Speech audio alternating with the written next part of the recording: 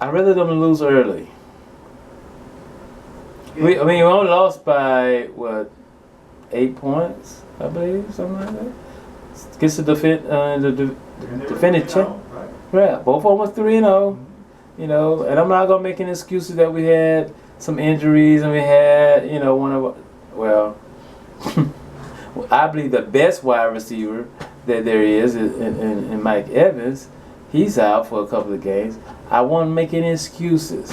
One thing I can say is that we defended very well against the champs. We were down by a long margin most of the game, at least 18 points, and then somewhere around the end, middle of the third, we start is, you know, the momentum changed a little bit, shifted a little bit, and we were able to crawl our way back up. So I'm happy with our chances. Yes, in spite of. So, but I would never bet on the Bucks. I'm sorry. No, I don't bet on any sports. I mean, it's going to change the sport. I don't think for the better. The sport has always been undergoing change, but I think if you're looking for a product that has integrity and a level playing field, it's not going to be there. That's what I'm saying, integrity. That's across the board from AAU to middle school, high school, you know, all the way up. That's what we look for in integrity. And I think that's a lot of politics have came into the play, especially when a kid is allowed to go to another school. Let's say, for instance, he was attending Hardy Senior High School his freshman and sophomore year. He did very well. Then another coach from another county within 35-mile radius looked at it and said, ooh, talked to the parent, like, I really would like your son to attend and participate in our football program.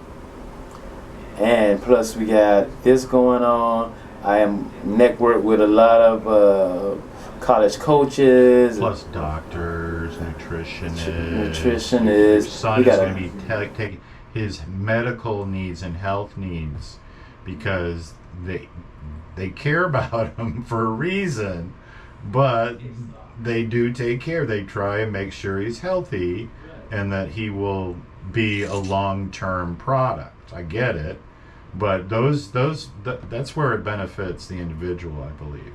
And then you look at Tua, and he's risking his life by playing football. You know, he's already a multi-millionaire. He had like a couple of concussions. 6? I don't know. I bet he couldn't tell you. He couldn't tell you how many concussions he has had. That's how you know it's bad. Oh my! And he's young. What he's like? What, he's maybe 27, 28? Not even. Oh, yeah, he's young. He's been there 4 years, 5 so years. So the man has dementia, playing at a high level in football already? And he could retire comfortably, but he continues to play. And he continues to be a double agent on the Miami Dolphins, being competitive for 3 quarters, and then Tua turn the ball over. He becomes. And that is kind of like what you're suggesting with the youth, and I think it serves them well. I'm going to tear this apart in a second, but I do think that having something in your foundational years that has integrity, that is fair and just, and that you can see it, because even monkeys can tell you what isn't fair and what is. So fairness is innate in any intelligent species. So I think it's good that they have that, but just like the Dolphins, they lead you to believe it really is fair and just. Are we? I'm asking a question. Doing a disservice to them, or they'll figure it out themselves and become cynical on their own time frame. On what level? I guess I don't want to ruin it for him, because even in my 20s I was naive about how things really ran and the goodness of my fellow citizen, So I still hold out hope for the latter. That's eroding quickly. But I remember in the 80s that everything was just within reach. We just had to get the information out there and people would make the rational decision. Well, I can say from a high school standpoint, I can remember or recall back in, let's say 94, 95, when my cousins had a good run. And then and actually in 95, they went to the state championship and lost against Jacksonville Bulls. I can recall just in the regular season, there was standing room only, or seating, and then along the fence line, around the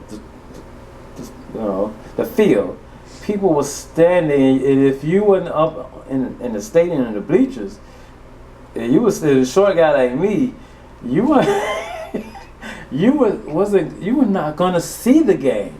They stood the whole game. The whole game, and that's how clogged the tennis was. Now, since we are in this bidding war, where if a program, well, let's say a school has put money into their program, and they have a track record of winning, and then his kids over here that used to play for this other team, which are all the resources, the athletic resources, is going different ways because of these gigantic athletic programs. Now, and we can sit up here and argue all day that the main source of money, of funding, comes for the school. If you look at it athletic-wise, mostly comes through the football program. Mm-hmm. So when attendance dropped, because of the lack of productivity and the product is not on the field, now you look like when you was filling the park, because they charge for you to come into the game, per car. Yes. Oh, not by person. Per car, $5 to park your car. Oh my gosh. Then they charge you another fee. Wait. Okay, never mind.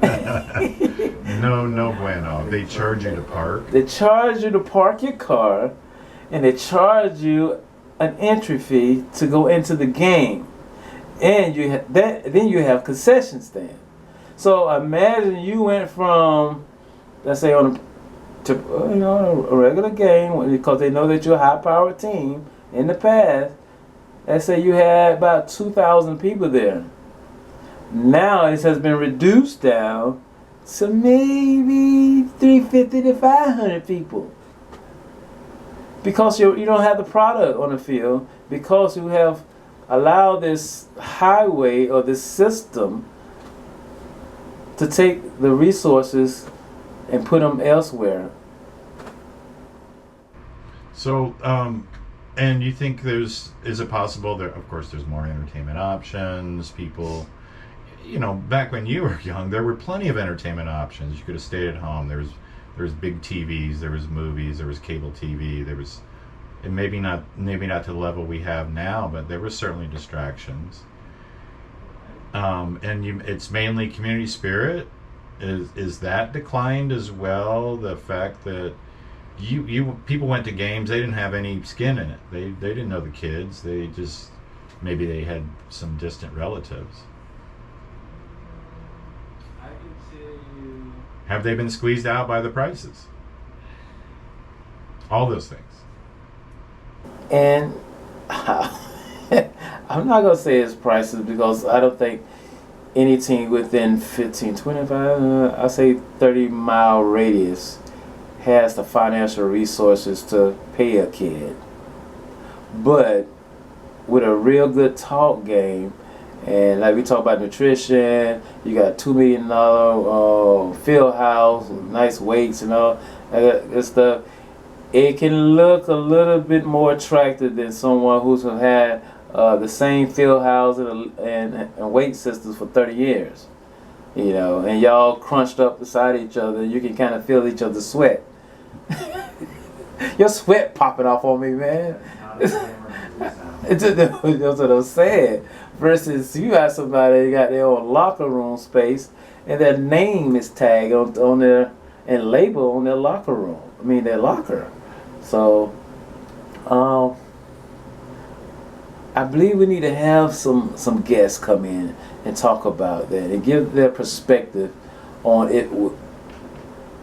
This new ideal of having kids go to other schools or being recruited to go to other schools, is it favorable for the sport, or what are the pros and cons of kids being able to go to other schools and other districts? If they have a car, they live here in Avon Park, they can go to Fort Meade to school. They can go to Frostboro. And that has happened.